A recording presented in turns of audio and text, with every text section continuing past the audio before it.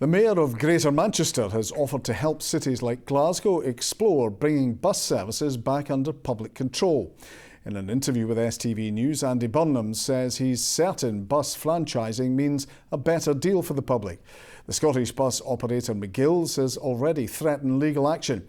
Transport bosses are trying to reverse a decline in passenger numbers but say no decisions have been made yet. Fraser Nicholl reports.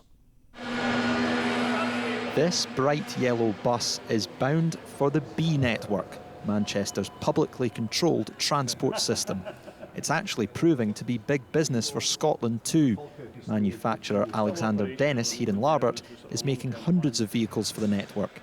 A big investment from Manchester's Labour Mayor, who's been leading the charge for re-regulation of bus services across the UK. My offer to people in Glasgow or anywhere in Scotland is we'll come and help because we've got, and it's not boasting, we've just got the expertise because we've been through it and not everything went completely to plan, you know, we made mistakes.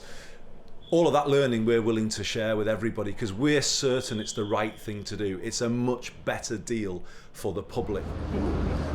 So what is actually different in Manchester? Around this time last year, they adopted a franchising model. Companies like First and Stagecoach still operate the buses on the routes, but don't manage the services. A public body, rather than private companies, choose what routes to run and how much to charge. Campaigners have long been calling for a similar shake-up to the system in Glasgow. We can set the fares so that they actually encourage people to use public transport. We can make services much more reliable. At the moment, you've just got private operators that only want to run at profitable times, and you just can't rely on public transport to get around.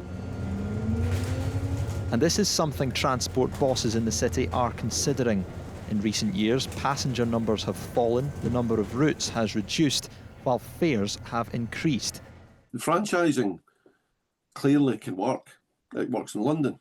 It's working to a fashion in Manchester, but it comes at a cost. So what we would say is start looking at what you're trying to achieve with the best value for money in mind, rather than just doing it in a particular dogmatic way that is the most expensive way, it's the slowest way, it's the most difficult way. It's important to note that no final decision has been made. The SPT are consulting on a range of options, but we've also produced a case for change that highlights the issues in terms of availability, affordability and connectivity. We can't shy away from those issues. Whether publicly or privately run, the ultimate goal is to have more people choosing the bus. But while more cities are driving forward with plans to re-regulate services, campaigners hope they aren't stalled here. Fraser Nicholl, STV News, Glasgow.